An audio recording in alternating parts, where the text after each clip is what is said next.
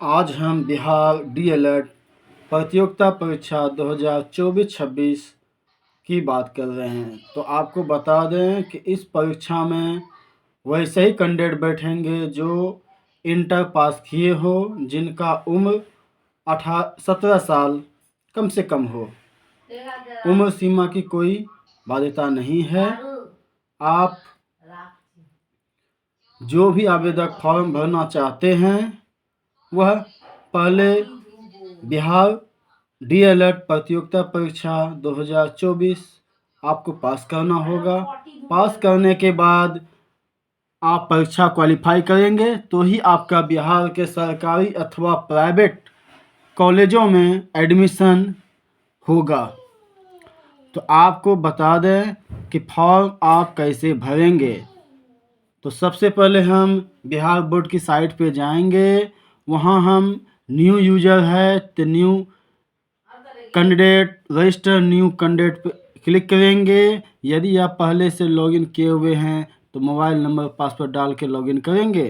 तो हम चलते हैं, लॉगिन करते हैं। तो आप देखिए सबसे पहले हम साइन अप कर रहे हैं। तो नाम लिखेंगे, जो नाम है वो लिखेंगे।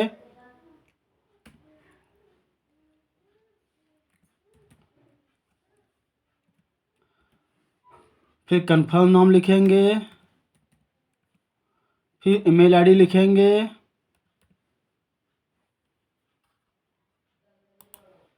फिर मोबाइल नंबर लिखेंगे। फिर पासवर्ड लिखेंगे।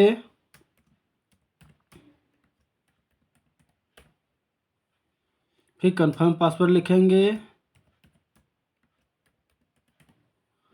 फिर हम रजिस्टर पे क्लिक करेंगे। तो आप देख रहे हैं एक OTP जनरेट किया गया है जो हमारे मोबाइल पे आ चुका है। तो हम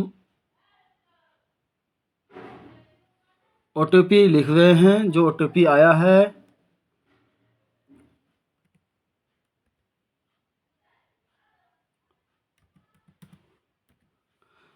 फिर हम रजिस्टर पे क्लिक करेंगे। देखते हैं यूजर रजिस्टर्ड सक्सेसफुली, यानी मेरा रजिस्ट्रेशन हो गया है। अब हम लॉगिन करते हैं। तो हम लॉगिन पे जो मोबाइल नंबर है उस पर क्लिक करेंगे। फिर अपना पासवर्ड लिखेंगे। फिर हम लॉगिन पे क्लिक करेंगे। लॉगिन के क्लिक करने के बाद एक पेज खुलेगा जिसमें जो आपका नाम है वो आपका नाम कोने पर रहेगा, उसके बगल में लॉग आउट रहेगा।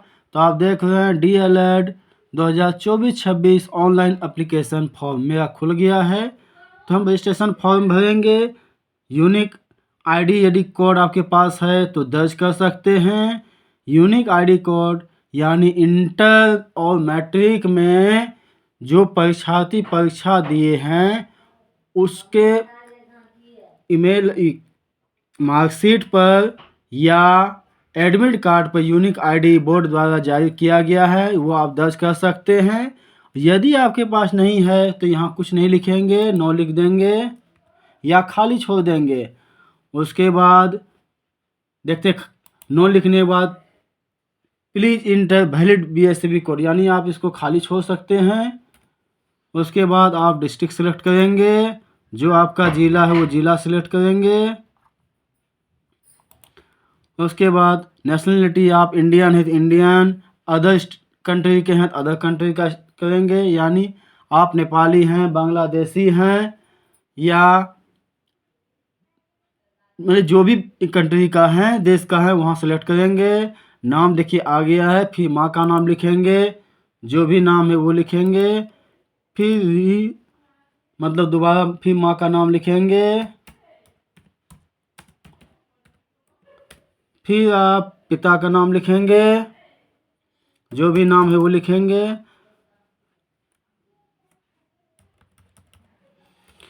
फिर पिता का नाम लिखेंगे। उसके बाद डेट ऑफ बर्थ सेलेक्ट करेंगे, जो आपका डेट ऑफ बर्थ है वो आप यहाँ सेलेक्ट करेंगे।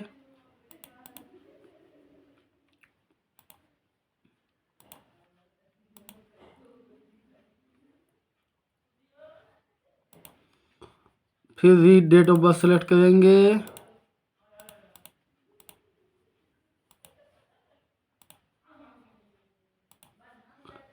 जो आप देख रहे हैं करेंट डेट ऑफ बर्थ कितना दर्शाया गया, यानी हम 2591 देते हैं तो 32 साल 7 महीने 33 दिन होता है। उसके बाद आप जेंडर सिलेक्ट करेंगे। जेंडर में आप मेल है तो मेल सेलेक्ट करेंगे, फीमेल है तो फीमेल, ट्रांसजेंडर है ट्रांसजेंडर। यानी ट्रांसजेंडर किनको कहते हैं? जो ना लड़का है ना लड़की है उसको ट्रांसजेंडर कहते हैं। तो आप जो भी हैं मेल है तो मेल करेंगे, फीमेल है तो फीमेल करेंगे, ठीक है। फिर वी करेंगे, वी जेंडर अप्लाई। फिर आप यहाँ पूछा जाएगा are you domicile of Bihar, यानी क्या आप बिहार से हैं या आप अदर स्टेट के हैं। तो बिहार से हैं तो यस करेंगे, अदर हैं तो नो करेंगे। फिर आप डोमिसाइल अपलोड मांग रहा है तो आप डोमिसाइल अपलोड कर सकते हैं। देखिए हम स्कैन किया हुआ डॉक्यूमेंट अपलोड करते हैं।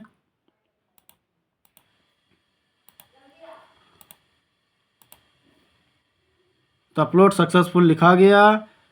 फिर हम कैटेगरी करेंगे। कैटेगरी आपका जो भी है, यूआर है तो आप जनरल सेलेक्ट करेंगे।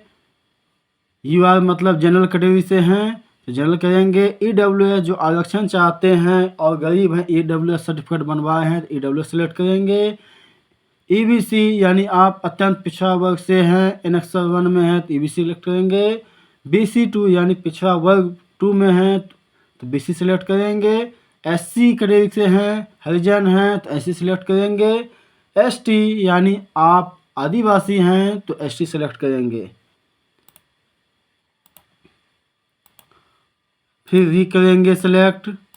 उसके बाद अपलोड कैटेगरी मांगा जा रहा है तो उस पर सिलेक्ट करेंगे। तो देख रहे हैं मेरा सर्टिफिकेट अपलोड हो गया। फिर हम यहाँ पूछा जा रहा है do you belong to differently abled category, यानी क्या आप विकलांग हैं, यस या नो। तो हम नो सेलेक्ट करेंगे, यदि है तो आप यस करेंगे तो सर्टिफिकेट आपको देना पड़ेगा। तो हम नो सेलेक्ट करते हैं। फिर यहाँ पूछा जा रहा है are you a dependent son, dependent unmarried daughter of in service retired disgrace ex defence personnel, क्या आप सरकार आप जो है डिपेंड में हैं।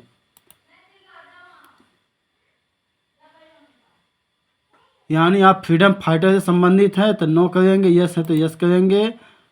फिर इसमें आप नो करेंगे। फिर आपसे पूछा जाएगा have you studies Urdu subject, क्या आपने इंटर लेवल का उर्दू सब्जेक्ट पास किए हैं, पढ़े हैं, यस या नो। हाँ यदि पढ़े हैं तो यस, नहीं तो आप नो करेंगे। फिर आप यहाँ नो करेंगे। फिर यहाँ पूछा जा रहा है फैसिलिटी, यानी आप फैकल्टी में आप कौन सा सब्जेक्ट चॉइस करना चाहते हैं, साइंस आर्ट्स कॉमर्स। तो आप साइंस करना चाहते हैं साइंस करेंगे, आर्ट्स तो आर्ट्स करना चाहेंगे, कॉमर्स है तो आप कॉमर्स कर सकते हैं, ठीक है। तो जो आपका सब्जेक्ट है इंटर में आप वो सेलेक्ट करेंगे। उसके बाद री फैकल्टी करेंगे।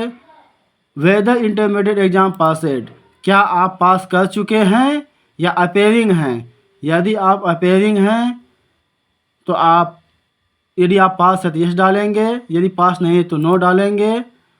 यदि वेदर इंटरमीडिएट एग्जाम अपेयरिंग, क्या आप अपेयरिंग हैं तो यदि हाँ तो यस डालेंगे, और यदि आप पास है तो पास डालेंगे।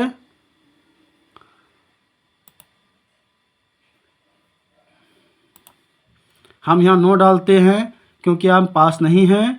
तो हम मैट्रिक का जो सर्टिफिकेट वो मांगा जाएगा, मैट्रिक का नाम, बोर्ड का नाम, roll code, roll number, passing year का पास किए हैं, कितना आपका नंबर आया है, डिवीज़न कौन सा है, परसेंटेज कितना है। और यदि हम यहाँ पास करते हैं तो फिर पूछा जा रहा है मैट्रिक में कितना, कौन सा बोर्ड है, roll number, roll code, passing year, marks of 10, division, percentage. उसी तरह इंटर में भरेंगे। फिर एड्रेस आप लिखेंगे, यहाँ जो आपका एड्रेस है वो लिखेंगे। उसके बाद ज़िला सिलेक्ट करेंगे, स्टेट सेलेक्ट करेंगे, पिन कोड आप सेलेक्ट करेंगे। यदि आपका एड्रेस सेम है तो परमानेंट एंड कॉरेस्पॉन्डेंट एड्रेस पर क्लिक करेंगे, और नहीं तो आप दोबारा जो आपका वर्तमान पता है वो लिखेंगे और जहाँ पर रहते हैं वो लिखेंगे। मोबाइल नंबर सेलेक्ट करेंगे, आधार नंबर लिखेंगे। उसके बाद फ़ोटो और सिग्नेचर, यानी फ़ोटो आपको अपलोड करना है 20 KB से 100 KB के बीच और सिग्नेचर 10 KB से 50 KB के बीच। उसके बाद आई कन्फर्म पे क्लिक करना है, सेव करना है, उसके बाद प्रीव्यू करना है। उसके बाद आपको पेमेंट करना है, जो आपका, यदि आप जनरल कैटेगरी से हैं तो आपको 960 रुपये का चालान कटवाना होगा। उसके बाद बैंक चार्ज आपसे काटा जाएगा। बैंक चार्ज और चालान जो आपका होगा वो कटेगा। उसके बाद पेमेंट कटवाने के बाद एक स्लिप निकलेगा जिसमें आपका चालान नंबर होगा। उसके बाद आप प्रिंट वेरीफाई करके, यानी चालान को वेरीफाई करके आप प्रिंट निकाल लेंगे, आपका फॉर्म सबमिट हो जाएगा। अब आप नेक्स्ट तैयारी, यानी आप कंपटीशन की तैयारी कर सकते हैं। आपका फॉर्म भरा जा चुका है। तो आपको यह वीडियो कैसा लगा तो आप हमें ज़रूर बताएं। आप हमारे द्वारा दिए गए नॉलेज से आप संतुष्ट हैं तो हमारे चैनल को सब्सक्राइब करें, लाइक करें, कमेंट करें। जय हिंद, जय भारत।